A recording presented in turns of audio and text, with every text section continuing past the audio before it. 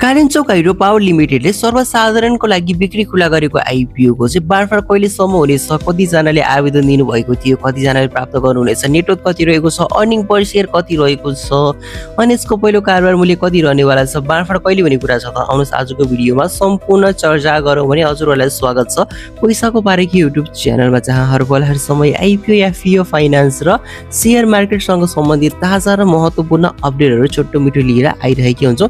यस्तै अपडेटको लागि हामीलाई सब्स्क्राइब गर्न चाहिँ पक्कै पनि नबिर्सिनु होला। भने साथीहरु, यस कम्पनीको नेटवर्थ रहेको छ 106 रुपैयाँ 49 पैसा भने अर्निङ पर सेयर चाहिँ 7 रुपैयाँ 7 पैसा चाहिँ रहेको छ भने यसको अर्निङ पर सेयर र नेटवर्थ चाहिँ राम्रै देखिरहेको छ। भने यस आइपिओमा सर्वसाधारण तर्फबाट माग भन्दा करिब 46.97 गुणाले चाहिँ बढी आवेदन भएको छ भने 27,49,602 जनाले आवेदन दिनु भएकोमा 3,21,66,390 किता आवेदन परेको छ भने यो आइपिओ चाहिँ जम्मा 68,475 जनालाई चाहिँ 10 किताको दरले चाहिँ यो आइपिओ चाहिँ प्राप्त हुनेवाला छ। भने साथीहरु, यस कम्पनीको चाहिँ पहिलो कारोबार मूल्य 100 रुपैयाँदेखि 300 रुपैयाँको बीचमा चाहिँ रहनेवाला छ भने कारोबार मूल्य पनि निकै नै राम्रो चाहिँ देखिरहेको छ। भने यसको चाहिँ किताहरू चाहिँ थोरै भएको हुनाले चाहिँ यसको प्राइस चाहिँ साथीहरु त्यस्तै 500 देखि 800 भन्दा प्लस चाहिँ जान सक्ने सम्भावना चाहिँ अधिकै रहेको छ। भने साथीहरु, यस कम्पनीले बिक्री खुला गरेको आइपिओ को बाँडफाँड चाहिँ अर्को वर्ष चाहिँ हुनेवाला छ। भने साथीहरु, अब आउने हप्ता चाहिँ सम्भव भएसम्म आउने हप्ता चाहिँ हुन सक्छ, तर